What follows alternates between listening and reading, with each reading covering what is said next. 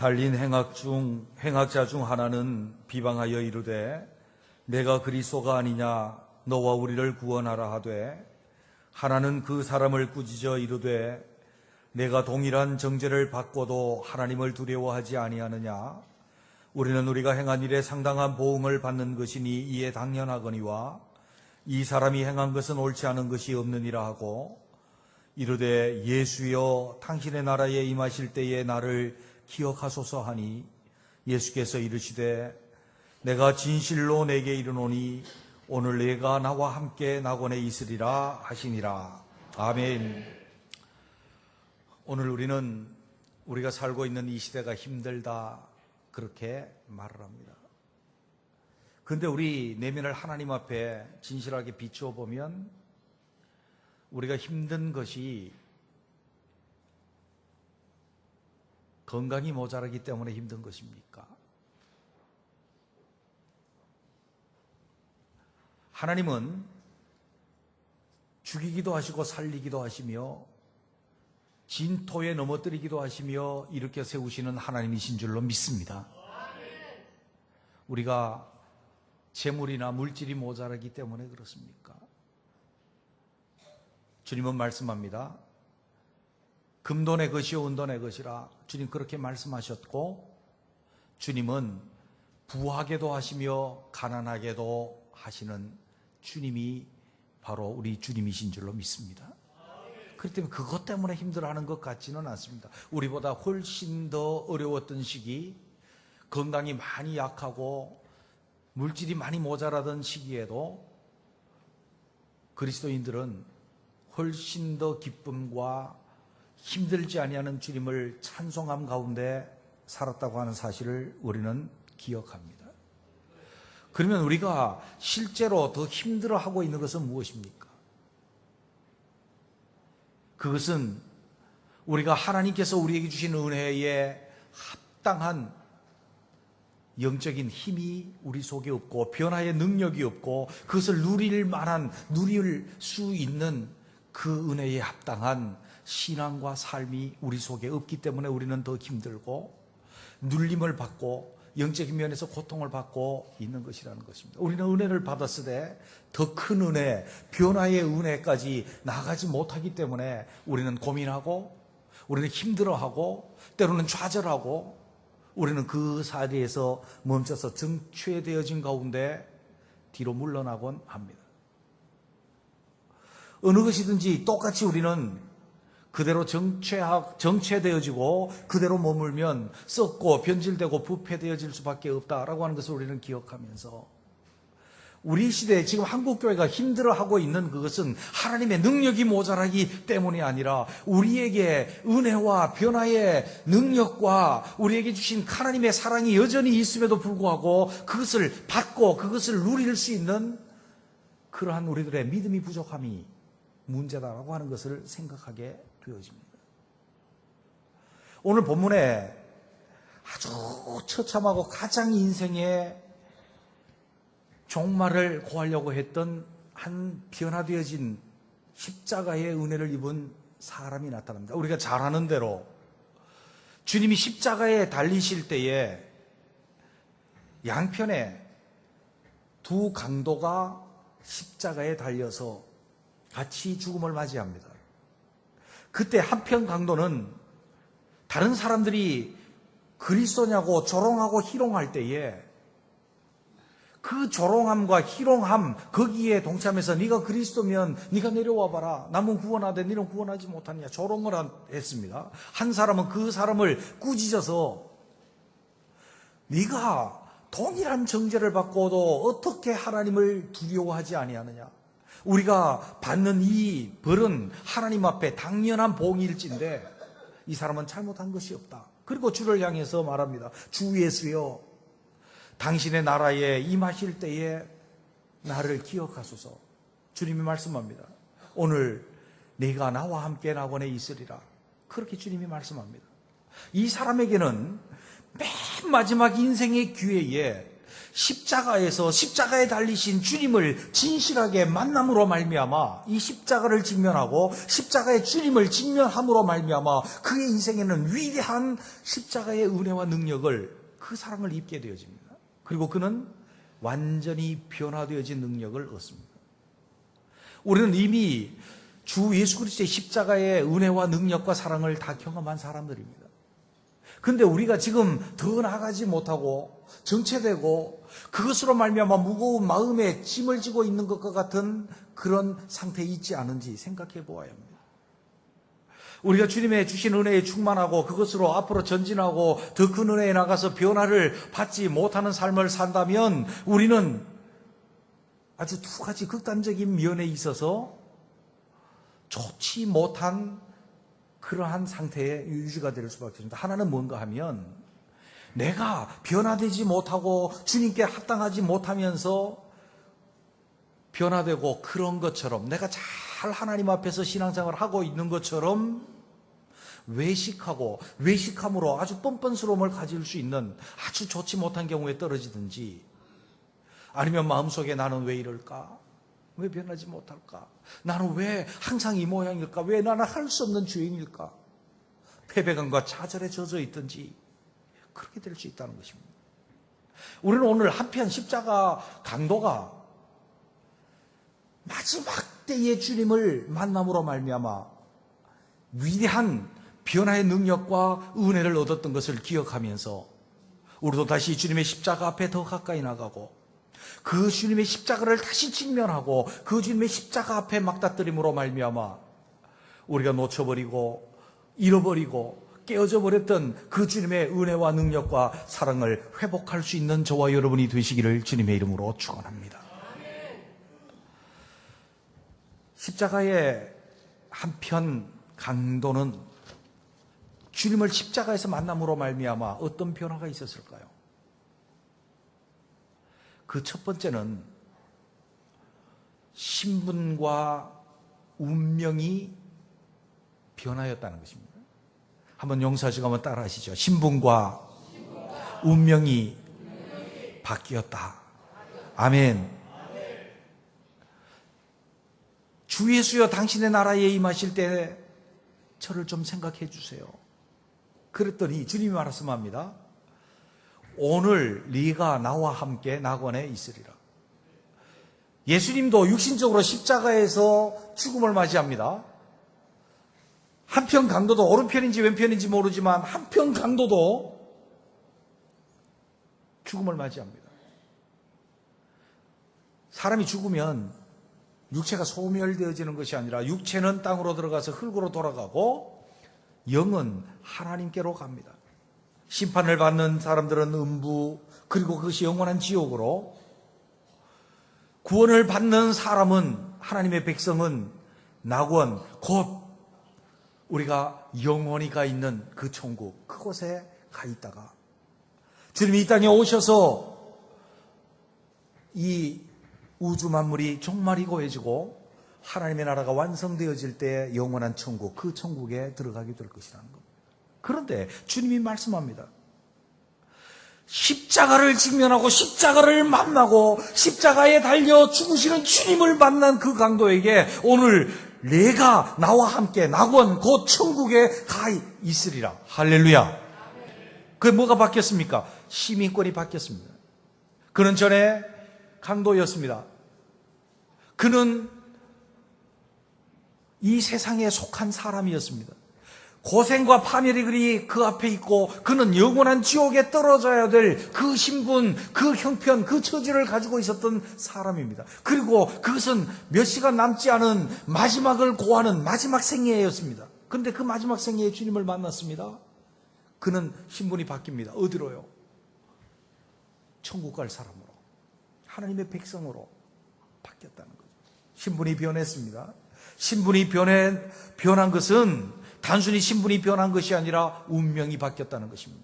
로마서 1장에서 말씀하시는 대로 다 한 가지로 치우쳐 무익하게 되고 하나님을 찾는 자가 없으니 하나도 없도다. 그러한 다 타락하고 오염되어진 인생 가운데 그들의 앞길은 무엇입니까? 고생과 파멸의 길이 있고 평강의 길을 알지 못하고 그들은 영원한 지옥불에 떨어져야 될 그럴 운명의 사람들이었는데 신분이 변했습니다.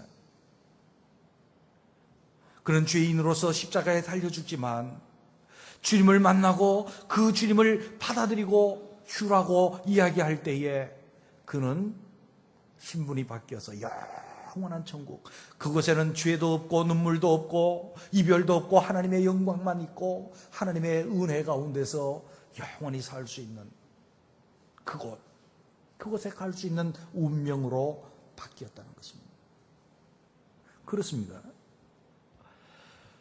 우리는 주 예수 그리스도를 우리가 믿음으로 말미암아 구원을 받은 줄로 믿습니다. 구원받은 우리가 누굽니까? 세상 나라에서 하나님 나라로 옮겨진 자들인 줄로 믿습니다. 뿐만 아니라 구원받은 우리가 누굽니까? 구원받은 우리는 영원한 지옥불에 떨어질 자들이 아니라 영원한 천국에 들어갈 자들인 줄로 믿습니다. 세상 법칙을 따라 살던 자에서 이제는 우리 자신들이 하나님의 법칙을 따라 하나님의 은혜와 능력과 그 사랑 가운데 사는 자들이 된 것입니다. 이것이 우리의 신분이 변하고 운명이 바뀌었다는 것입니다. 어디에서요? 십자가의 주님을 만날 때에. 할렐루야.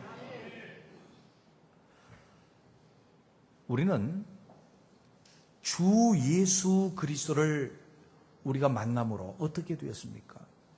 에베소 1장에서 우리에게 말씀하시는 바는 무엇입니까? 2장에서 말씀하시는 바는 무엇입니까?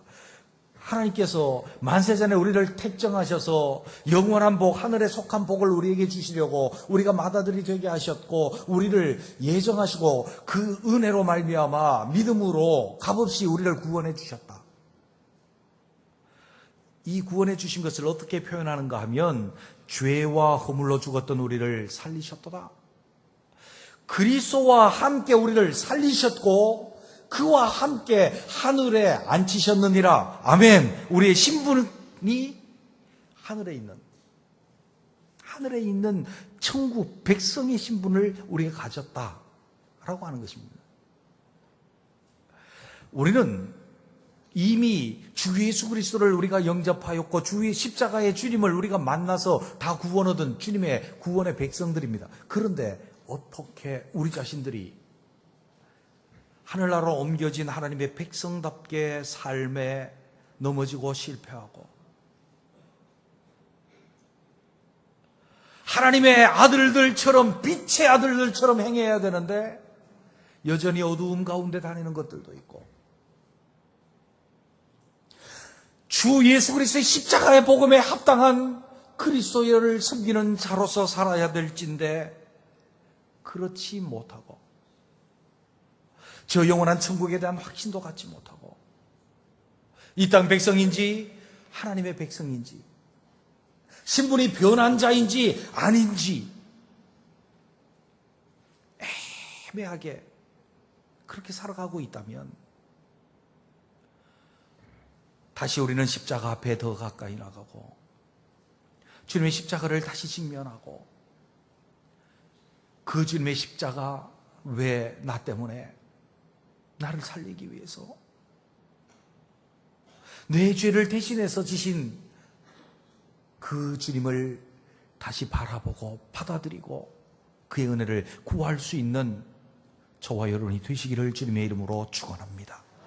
그래서 좀 더 분명하게 우리의 신분이 변한 자답게 우리의 운명이 달라지고 우리의 목적이 달라지고 영원한 천국의 백성 된 것을 확인하고 그렇게 천국 시민으로 살아갈 수 있는 저와 여러분이 되시기를 주님의 이름으로 축원합니다. 두 번째로 이 십자가 한편 강도는 그의 지식과 가치관이 달라졌습니다. 세계관이 달라졌습니다. 보십시오. 오늘 본문 말씀에 보게 되면 40절에 보면 하나는 그 사람을 꾸짖어 주님을 비방하고 희롱하는 그 사람을 향해서 말합니다. 그 사람을 꾸짖어 이르되 네가 동일한 정죄를 받고도 하나님을 두려워하지 아니하느냐? 우리는 우리가 행한 일에 상당한 보응을 받는 것이니 이에 당연하거니와 이 사람이 행한 것은 옳지 않은 것이 없느니라 하고 이르되 예수여 당신의 나라에 임하실 때 나를 기억하소서 하니. 여러분 보십시오. 이 강도는 흉악한 강도입니다. 그는 다른 물질을 위해서, 자기가 먹고 살아야 될 물질을 위해서 다른 사람의 것을 빼앗았다는 것입니다. 십자가에 처형당할 정도로 흉악한 강도가 되었다라고 하는 것은 다른 사람의 생명도 빼앗고, 다른 살인하고, 무자비하게 다른 사람을 죽이고 물질을 빼앗아서 자기가 살려고 하다가 잡혀서 십자가에 처형당하는 자임이 틀림이 없습니다. 그의 세계관은 무엇입니까? 그의 가지고 있는 지식은 무엇입니까? 내가 먹고 살아야 된다는 것이 그의 지식이었는지 모르겠습니다. 다른 사람을 해하라고도 살아야 되는 것이 생존 본능에 의한 지식이었는지 모르겠습니다. 그런데 십자가에서 주님을 만나고 온 인류의 메시아로서 온 인류의 죄를 담당하시고 구원자로서 십자가에 달려 돌아가시는 예수님이 옆에 있는 것을 보고 그가 마음을 열고 받아들일 때 그의 지식이 바뀝니다. 뭐가 바뀝니까? 먼저 하나님을 경외함으로 그가 바뀝니다. 네가 동일한 정죄를 받고도 어찌하여 하나님을 두려워하지 아니하느냐? 여호와를 경외하는 것이 지식의 근본인 줄로 믿습니다. 모든 잘못된 지식은 어디에서부터 나옵니까?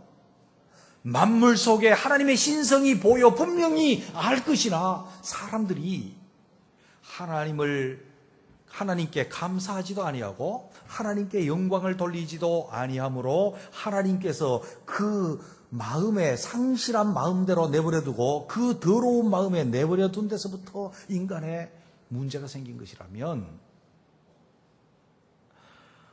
인간이 주 예수 그리스도로 말미암아 회복되어지는 첫 번째 길에는 뭐가 생기는가 하면 하나님을 경외함이 생기는 줄로 믿습니다. 하나님을 경외함으로 그 속에 진리 지식이 들어오고 진리 지식이 바뀌어 나갑니다. 사도 바울은 이렇게 말합니다. 사도 바울은 지식이 많았던 사람입니다. 그는 율법의 의로는 흠이 없는 자고 바리새인이었습니다. 기본적으로 바리새인이 되려고 한다면 모세 오경 정도는 외우고 거기에 나타난 말씀 한마디도 어그러뜨리지 않은 사람, 그렇게 표현하면 될 겁니다. 그리고 세상적인 지식도 참으로 많았던 사람입니다. 그는 헬라 사회에 살고 있으면서 다소 사람이면서 그는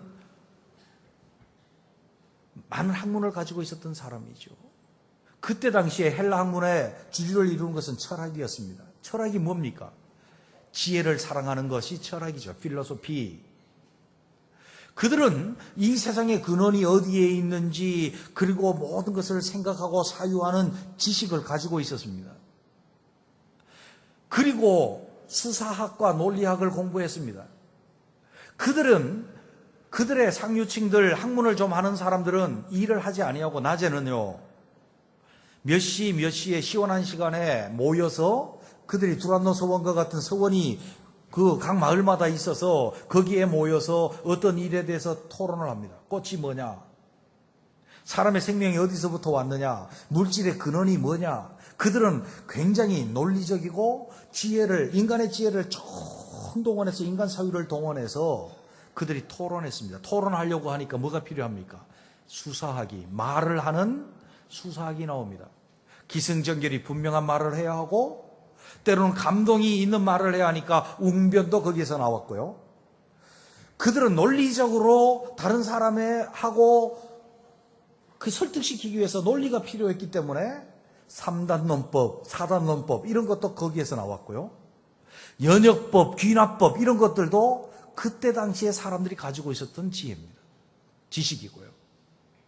사도 바울은 율법의 지식에만 능한 사람이 아니고 인간의 지혜와 인간의 말에도 능한 사람이었습니다. 그러나 그가 다메섹 도상에서 교회를 핍박하고 잔해하려다가 십자가에서 죽으시고 다시 부활하신 주 예수 그리스도를 만나서 그가 변해버립니다. 고린도전서 2장 1절에 있는 말씀을 보면 이렇게 말씀합니다. 형제들아, 내가 너희에게 나가서 하나님의 증거를 전할 때에 말과 지혜의 아름다운 것으로 아니하였나니 내가 너희 중에서 예수 그리스도와 그의 십자가에 못 박히신 것 외에는 아무것도 알지 아니하기로 작정하였습니다. 할렐루야. 그가 뭐가 바뀌어요? 그 가지고 있었던 지혜, 그 가지고 있었던 수사학과 논리들, 이거 사용하지 아니하고 내가 오직 주 예수 그리스도와 그가 십자가에 못 박힌 것만 알고 내 지식은 그것을 중심으로 해서 나타나는 지식이라고, 진리 지식이라고, 그것만 내가 두렵고 떨림으로 너희에게 전한다라고 그렇게 말합니다. 바뀝니다. 주 예수 그리스도의 십자가를 직면하고 그 십자가 앞에 나가면 이 강도가 하나님을 경외하고, 하나님을 경외함으로 내가 지금 죄인으로 살았던 것, 내가 받는 복은 당연한 것이라고 그렇게 고백할 수 있도록 진리 지식이 바뀝니다. 그리고 말합니다. 주의 나라가 임하실 때 주의 나라를 인정하고 그 나라를 말하는 진리 지식으로 바뀝니다. 사도 바울은 바뀌었습니다. 일생을 그렇게 살았죠. 여러분 보세요. 제가 어릴 때 학교 다닐 때요, 저는 초등학교 1학년 때부터 교회를 다녔는데 교회에서 많이 배웠거든요. 성경 읽으라 그러면 제일 많이 읽은 성경이 뭔지 압니까? 창세기 1장 1절. 태초에 하나님이 천지를 창조하시니라. 좀 읽다가 보면 막 복잡해져요. 그리고 저 한 30장쯤 넘어가면 무슨 소설 같은 뭐 많이 써져 있는데 뭐 골치 아파요. 그 덮어두고. 그리고 큰 마음 먹고 출애굽기까지 가면 참 재미있는데 레위기에 가면 뭐 제사 지낼 때 어떡하나. 그러면 또 덮어도. 그래 항상 제일 많이 읽는 게 뭔가 하면 제일 많이 읽는 게 두 절이에요. 한 절은 뭔가 하면 태초에 하나님이 천지를 창조하시니라. 두 번째는 에라 못 읽으니까 신약부터 읽자. 아브라함과 다윗의 계보 예수 그리스도 세계라. 그거요. 그런데요, 여러분 보세요. 태초에 하나님이 천지를 창조하시니라. 교회 가기만 하면 그거 계속 듣거든요. 근데 학교에서는 뭐 배워요? 중학교 딱 들어가니까 배우는 게 찰스 다윈의 진화론을 배웁니다. 종의 법칙, 뭐 용불용설, 뭐 온갖 거, 뭐 우성의 법칙, 뭐 그런 거요. 그런 거 다 배웁니다. 다 배워요. 갈등이 생길까요? 안 생길까요? 진리의 충돌이 일어나는 거죠. 내 머릿속에서. 진리의 충돌이 일어나니까, 근데 어느 게 더 그럴듯한지 아십니까? 어느 게 더 그럴듯한 것 같아요? 하나님이 태초에 천지를 창조하시니라. 빛이 있으라 하니까 빛이 있었고, 여러분 이게 생생하게 여러분한테 잘 다가옵니까? 빛이 있어라. 그러니까 빛이 있었다고. 그런데 학교에 가서 선생님이 뭐 막 적는 거예요.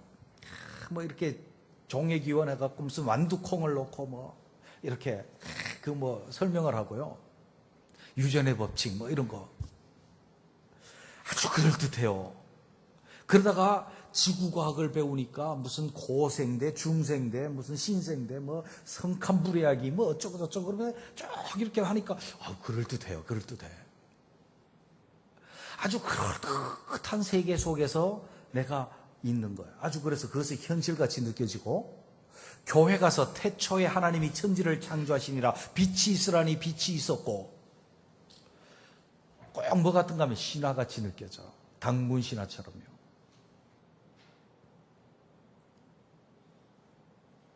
제가 그랬다니까요. 그래서 그냥 뭐 당연히 그냥 뭐 진화론 속에 살고 교회는 그냥 그렇게 믿나 보다. 그런 신화가 있는 것을 믿나 보다. 그렇게 생각했다고요. 근데 고등학교 2학년 어느 날 제가 그냥 말씀을 듣다가 주의 성령께서 저를 이렇게 막 변화를 시켜주는데, 무슨 변화가 일어나는가 하면 예수님께서 내 죄를 위해서 달려 돌아가셨다는 것이 막 확신되어져요. 예수님이 내 주님이라고 저절로 고백이 돼요.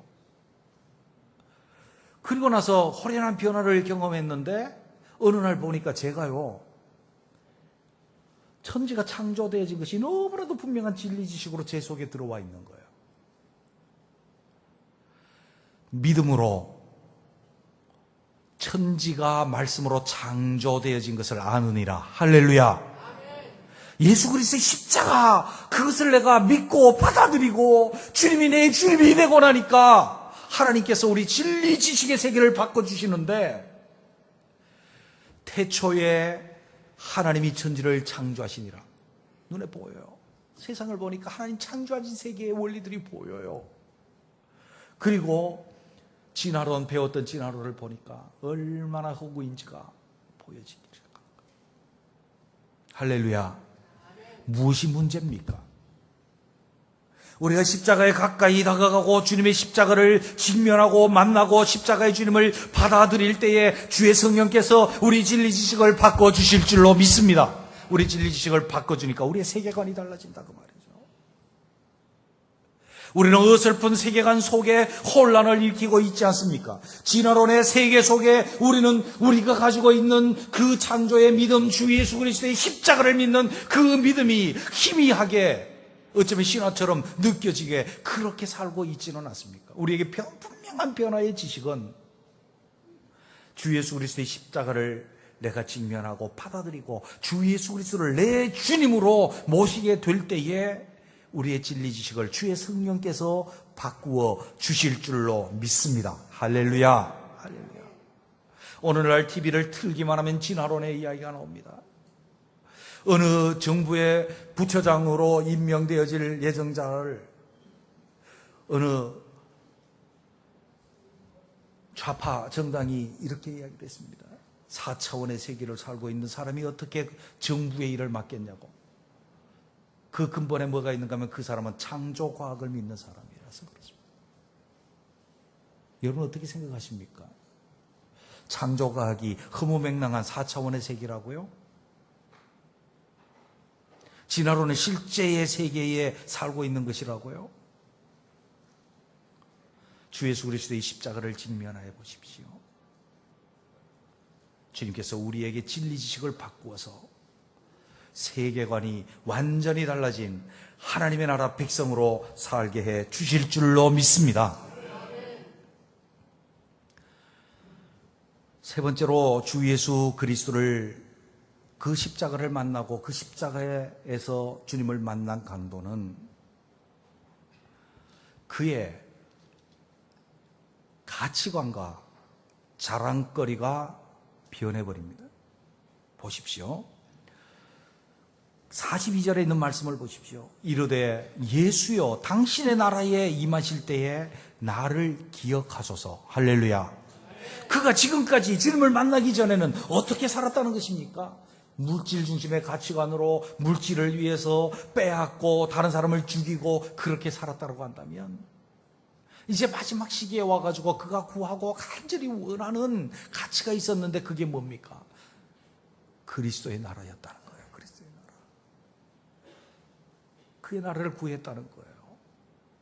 뭐가 바뀌었다고요? 가치관이 바뀌었다는 거예요. 주 예수 그리스도의 십자가를 직면하고 주 예수 그리스도의 십자가를 만나게 될 때에 우리의 가치관이 달라지게 될 줄로 믿습니다.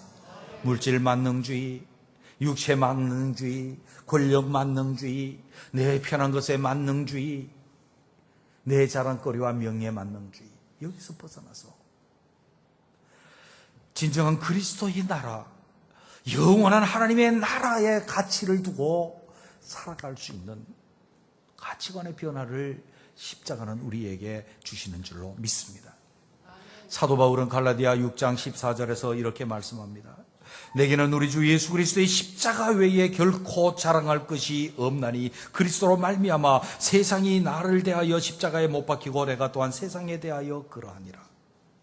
세상의 자랑거리들, 자랑할 것이 많은 그것들이 이제는 가치 없는 것으로 바뀌었고, 그가 자랑하는 것은 예수 그리스도와 그가 십자가에 못 박힌 것 외에는 내가 자랑할 것이 없다라고 그렇게 말하고 있습니다. 그의 가치관이 바뀐 것입니다. 자랑거리가 바뀐 것입니다. 에베소 1장에 보면 하나님께서 우리를 값없이 믿음으로 말미암아 구원을 얻게 하셨고 하나님의 아들들이 되게 하신 이유가 무엇입니까? 이는 오는 여러 세대에 하나님의 은혜의 풍성함을 나타내게 하려 함이라. 할렐루야. 자랑할 것이 뭐예요? 우리가 주님의 십자가를 만난 사람들은 자랑할 것이 주님의 은혜입니다. 주님의 십자가입니다. 나는 오직 주님의 은혜로 구원받았고 내 운명이 달라졌고 내 가치가 달라졌고 내 인생의 방향성이 달라졌어요. 세계관이 달라졌어요. 어떻게 주님의 은혜를 자랑하지 아니할 수 있습니까? 어떻게 나를 자랑할 수 있겠습니까? 그런데 우리는 정말로 웃기는 존재들 아닙니까?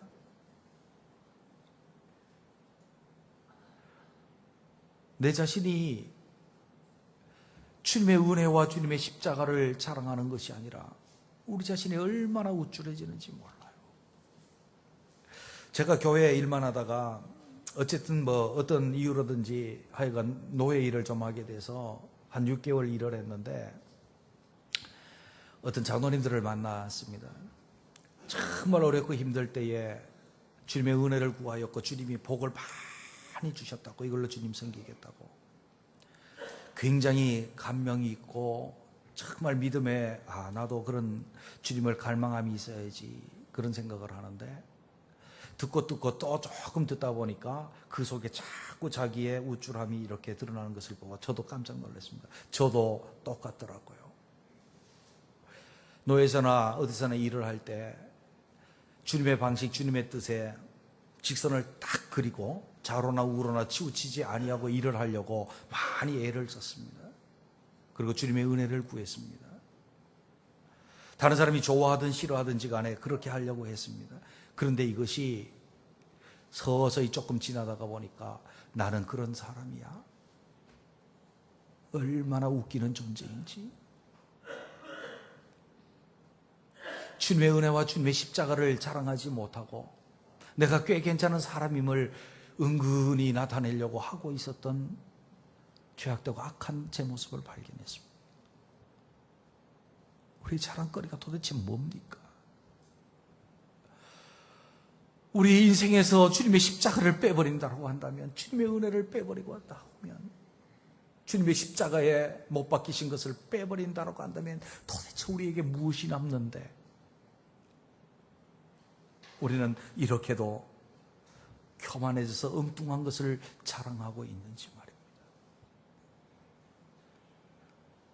다시 우리는 주님의 십자가를 직면하고 우리의 가치관의 변화를 입으며 우리의 자랑이 오직 주 예수 그리스도와 그가 십자가에 못 박힌 것, 그의 은혜, 그것을 세상 가운데 나타냄으로 말미암아 주님의 빛이 되고 주님이 소금이 될 수 있는 저와 여러분이 되시기를 주님의 이름으로 축원합니다.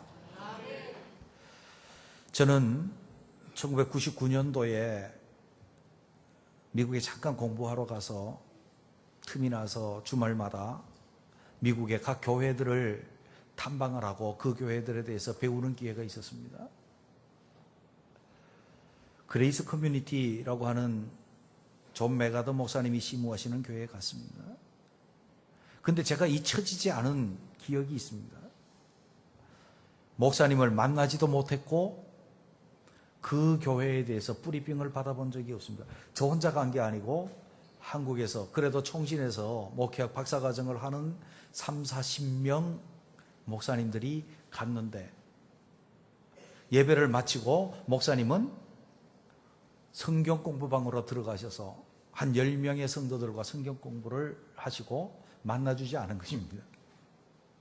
거기 있는 집사님 수소문하고 이리저리 하는데 그 집사님이 이야기를 합니다. 우리 목사님은 하나님과 한 약속이 있기 때문에 예배와 성경 공부 시간에는 어떠한 약속도 잡지 아니하고 어떠한 분도 만나지 아니하며 어떠한 방해도 받지 않겠다고 하나님께 약속했기 때문에 만날 수 없습니다. 그냥 돌아가십시오.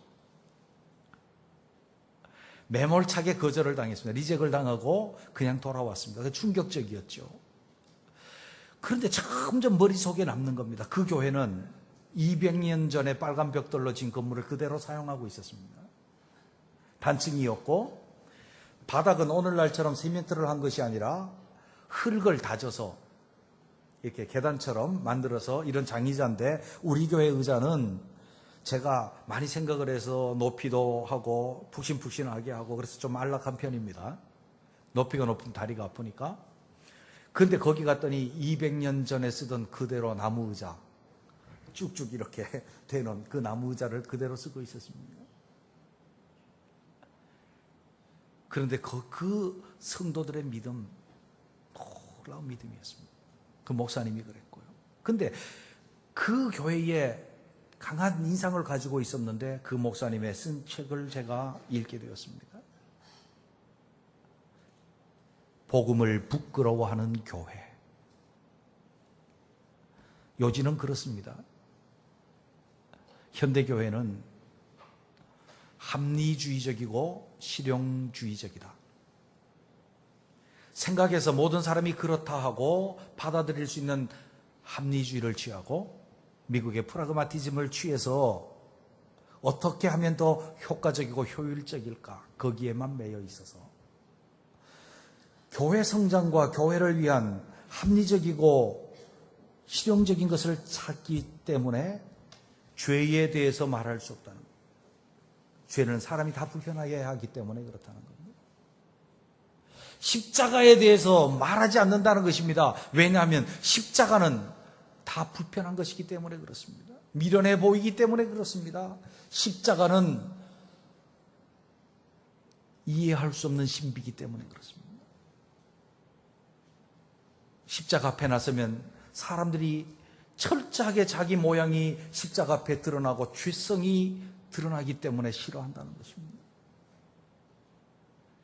합리주의, 실용주의는 복음을 배제해버리고 주님의 십자가를 배제해버리고 좋은 것이 좋다, 편안하다 안일을 하도록 만든다는 것입니다.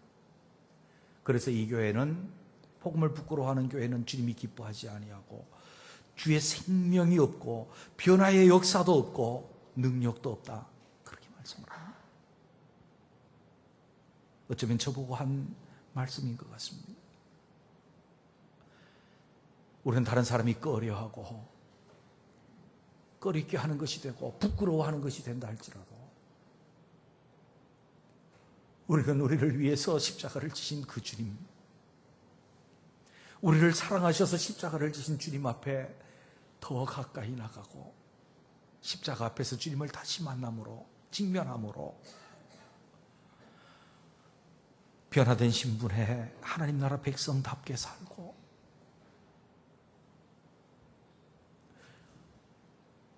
우리 자신들이 진리 지식이 변해서 세계관이 바뀌고 가치관이 바뀌고 우리 말의 자랑거리가 변할 수 있는